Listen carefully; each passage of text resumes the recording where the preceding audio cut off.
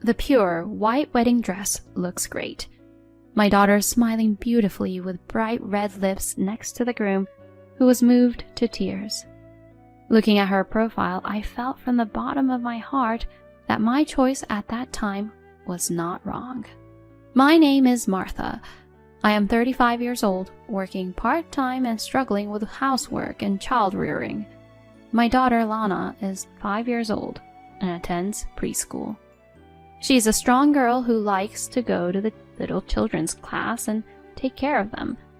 She is a very caring girl. My son Raphael is 3 years old. He is an energetic and active boy, but still loves his mommy and is very spoiled. I am happy to have such two lovely children, but there is one thing I failed to do. I made one mistake in choosing my life partner, my husband. I'm going fishing tomorrow. What? Late on a Friday night, my husband comes home smelling of alcohol. I was astonished when he said that, as if it were a matter of course. Wait a minute. You promised to take the kids to the zoo tomorrow. My coworker said the tide is going to be great tomorrow. I've already booked the boat. Oh no. The kids were looking forward to it. Well, tell the kids to look forward to my big catch because Daddy's going to catch it. Without paying any attention to my protests, my husband began to check his fishing gear. He showed no sign of regret for breaking his promise to the children. I don't know how many times he has betrayed me. I could not help but be disgusted beyond anger. Alvin, my husband of 5 years, is always like this. He puts his work and hobbies before his family. Of course, he never takes care of the children or housework. He only takes care of the children on days when he is in a good mood. He makes promises to the children to make them happy, but then breaks them for his own reasons. If you ask him to take care of the children, he complains that all of his colleagues' wives do it all by themselves. He does what he wants, and my husband is a perfect example of a selfish firstborn son. I wonder if I will have to live with such a selfish person for the rest of my life. I wonder that every day. But he still takes his job seriously and gets paid a good salary.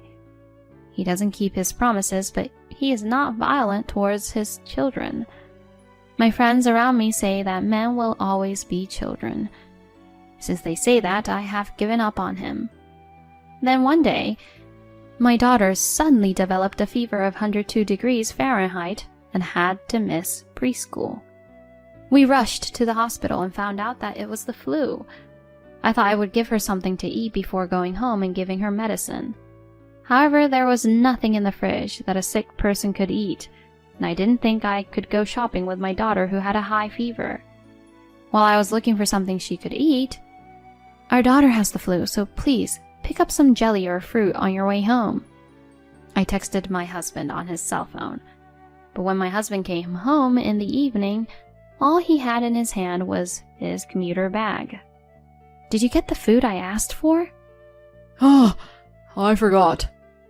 It can't be helped, I had a very long meeting today. Without a sign of apology, my husband quickly changed into his room clothes and peeked into our daughter's room. Daddy's home. You've got the flu, huh? Poor little thing. He talks to her in the manner of a kind father who worries about his child. I sighed in a way that my husband wouldn't notice. "If you're really worried about her, at least buy her something to eat. I'll go get some jelly, so you watch the kids." Yeah. Despite my uneasiness of what he said, I hurriedly drove away for my daughter. When I returned home after buying my daughter's favorite food, I saw an astonished sight. My son was cuddling up to my daughter, who was coughing and sleeping, and reading her a picture book. "Hey, I told you to watch the kids. Lana could get Raphael sick if they're in the same room."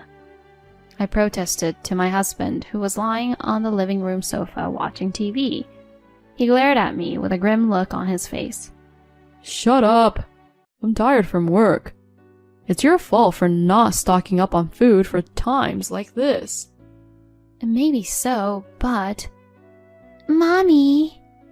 I heard my daughter's voice, as if our arguing had woken her up. Look, she's calling you.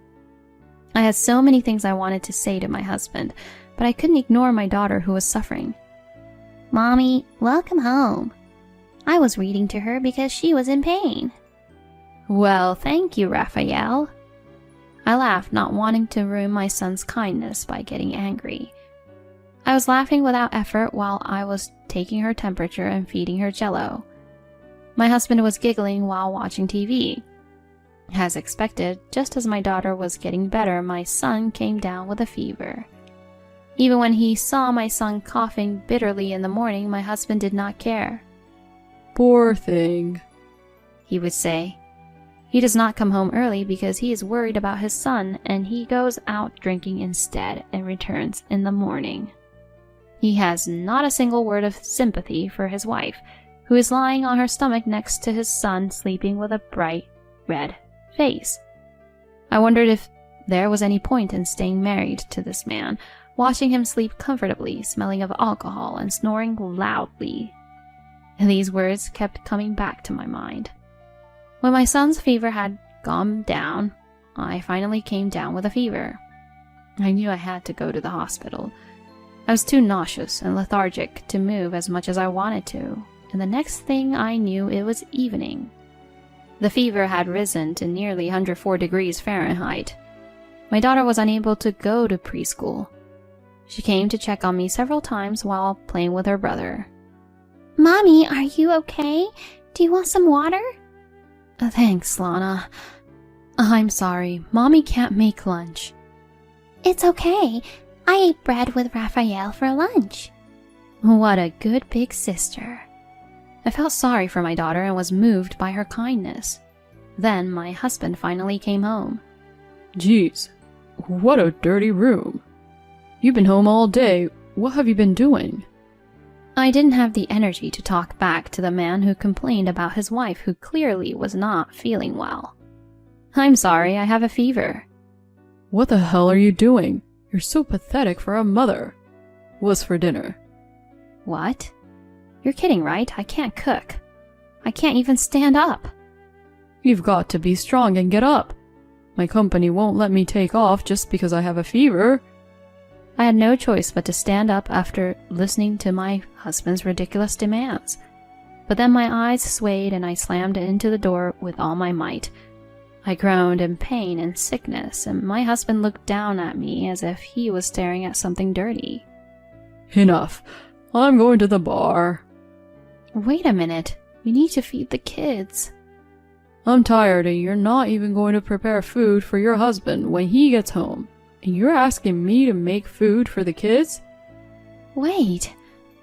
I desperately grabbed the hem of my husband's pants, but he shook me off without hesitation and walked out of the house. Mommy, are you okay?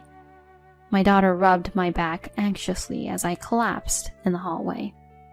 Alana, I'm sorry. I need to call your grandmother. But my mother said there was a musical today that she was looking forward to. I feel bad for calling her at this hour. Oh, who can I return to? I need to call an adult. I talk to my daughter as if I'm mumbling in a daze. Mommy! Mommy! I was unconscious before I knew it. When I woke up, I saw a blank ceiling in front of me that I did not recognize. As I gazed at it blankly, Martha! I heard a familiar voice calling my name. I moved my head to see my mother and my children sitting with tears in their eyes. Mom! I'm so happy. I'm so happy. My mother covered her face with her hands to hide her tears. Mommy! My children clung to my body. Alana, Raphael! It seems we are in a hospital. After I lost consciousness, my daughter called her grandmother in tears. She said that she had rushed to the house in a panic because of her unusual call and found me and my crying children lying in the hallway. I was rushed to the hospital where I was told that I had been asleep for a whole day and that I had contracted pneumonia from the flu, but that I was in a good health. Lana, thank you. You saved Mommy's life. When I patted her on the head, she cried even more. She must have been so scared because her mother collapsed in front of her eyes. Feeling sorry, I cried a little too. After a while, my mother-in-law with an ogre-like face and my husband with a pouty face appeared in the hospital room. Apparently, my daughter had asked my mother-in-law for help as well. And my husband, who left me with a high fever and went to a bar, was scolded by his mother. Martha, my son has really done something terrible. I'm sorry. That's not true. Martha asked me to go out for dinner because she couldn't cook due to a fever. Right, Martha? My husband winked at me as if he wanted me to go along with him while he was telling outrageous lies. I was horrified that he could only think of his own self-preservation when his wife was in this situation. As I was about to open my mouth to argue with him, my daughter interrupted me and shouted, Daddy, you liar! What? You stepped over Mommy asking for help and went out drinking. My mother and mother-in-law looked at my husband with a puzzled look at my daughter's revelation. Of course, my husband was in a panic. I didn't step over you. So you are sure you didn't do anything wrong in abandoning Martha when she asked for help? My mother-in-law glared at my husband, who had dug his own grave. My daughter continued to speak the truth. You're always like that, Dad. When I have a fever, or Raphael has a fever, you just watch TV and laugh. He even goes fishing when he promised to take us to the zoo. He promised to take us to dinner, but then he goes out drinking. I'm tired from work. And I've got to work too. Mom works too. But Mom always cooks a delicious dinner, feeds me Jell-O when I have a fever, and plays with me a lot on her days off. Mommy doesn't make a lot of money, so that's why she can do that kind of thing. Look, next time I'll use the money I earn to buy you that game you've all been wanting. As my husband's disgusting behavior was revealed one after another, my mother-in-law and mother's eyes grew colder and colder. Unable to bear it, my husband tried to put our daughter in a good mood by offering her money and other things, but she resisted him violently. I don't want it. I don't want games.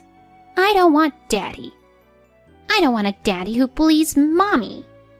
My husband screamed at her refusal.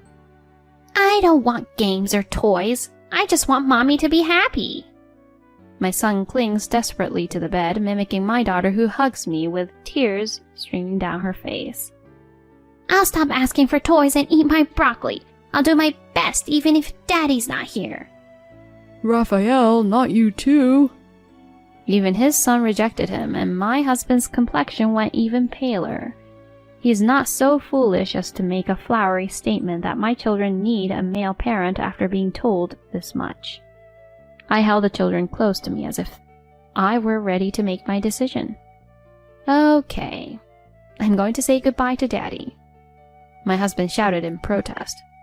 But I've given you money so you could live without inconvenience. That's true. Thank you for all you have done. But from now on, I will raise our children. You sure about that? I'm not giving you the house. I built that house with my money. It's all right. You three can come live with me.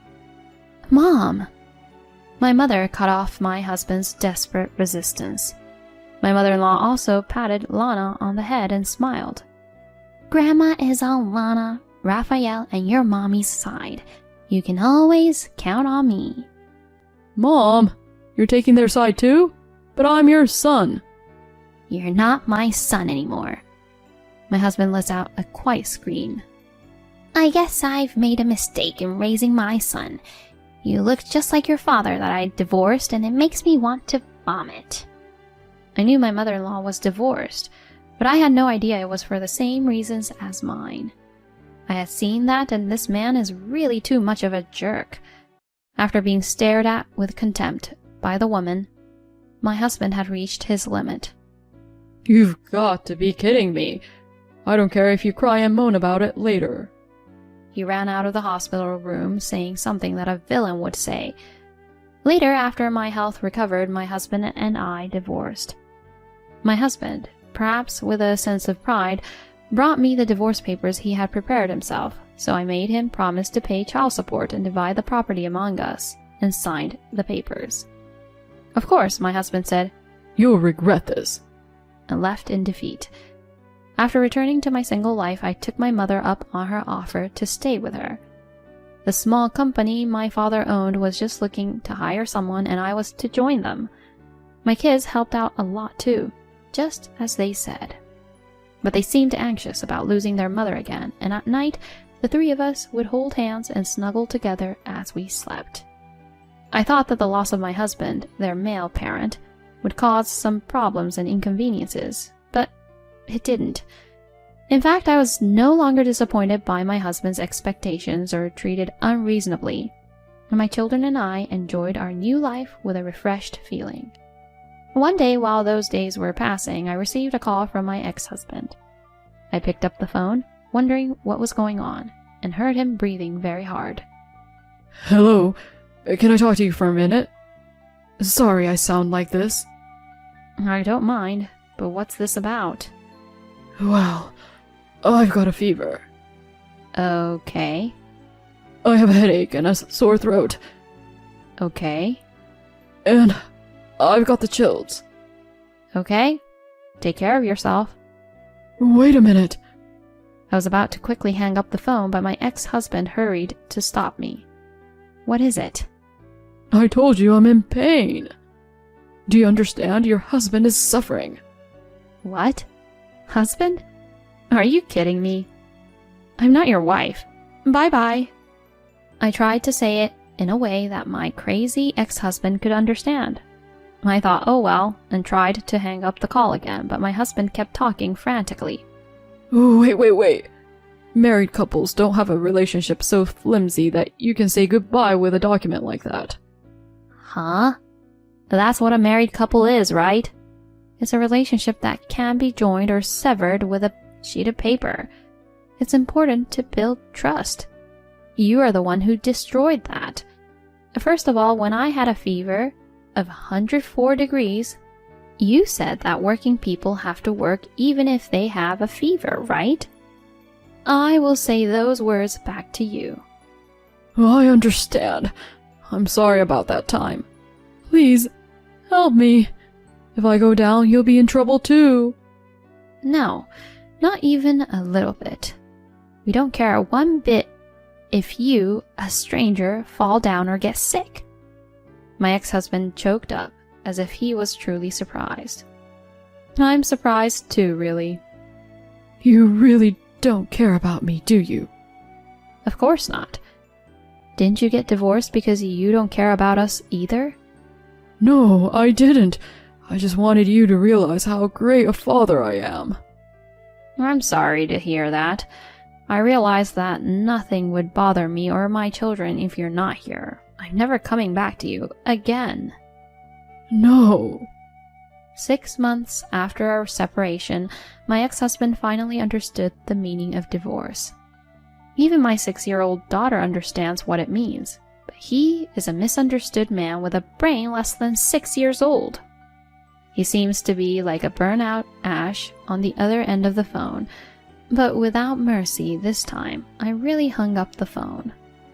I think he'll be fine if he's got the energy to call me, but in case he really is not doing well, I'll feel bad, so I'll call my mother-in-law just in case.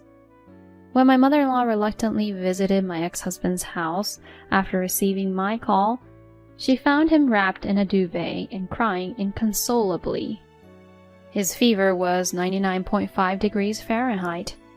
How could a man who was so fussy about a slight fever swear at his wife for having a temperature of 104 degrees Fahrenheit? My mother-in-law was also disgusted with his behavior and left quickly. After that, my ex-husband tried his best to find a new wife, but he could not find a woman who would accept a selfish man over 40 years old. My mother-in-law also said that my ex-husband, who grew up to be a man like her ex, has become physiologically unacceptable to her, and she will never let him in the house. He was so dependent on me that he couldn't do the housework. His life was in shambles. He drank and ate heavily due to stress, and his health checkup results showed that he was in need of a lot of tests. Whenever he became ill and felt lonely, he would write or call me to complain about the misery of his life and the pain his body was going through, but of course, I ignored it all. A few years later, when I decided to remarry, I offered to withdraw child support and changed all of my contact information. 18 years later... Lana, congrats on the marriage. Dad, You're crying too much. Lana laughs in amazement as my husband weeps profusely in front of our daughter's wedding. I got remarried a few years after the divorce. Working in the field of education, my new husband has a heart as wide as the sea, and he loved my children from the bottom of his heart, even though they were not related to him by blood. Even though I am a female parent, I can say that he devoted himself to our daughter, especially when she was in her teens. He definitely melted the heart of my daughter, who had lost faith in men because of my ex-husband. Perhaps that's why she chose the current groom, a passionate man who would weep along with my husband. I smiled a little at the sight of the two big men crying before the ceremony even started and took my daughter's hand. Lana, be happy. My daughter giggles at my words, her beautiful face scrunched up in a smile. What are you talking about, Mom? I have always been happy. I've been happy ever since I was born your child. Lana. Mom. I'll make sure to make Lana happy. The tears that were about to spill out unintentionally were pulled back by the sobs and tears of the groom, who was sobbing even harder than before. It was a mess. But a wedding like this is not so bad. I don't even know what I'm saying. The girl who wipes the groom's tears with a sullen look on her face is a fully grown woman, and there is no trace of her childhood. But her kind and caring nature has not changed since she was a child. I'm glad I got to be your mother. Congratulations on your marriage.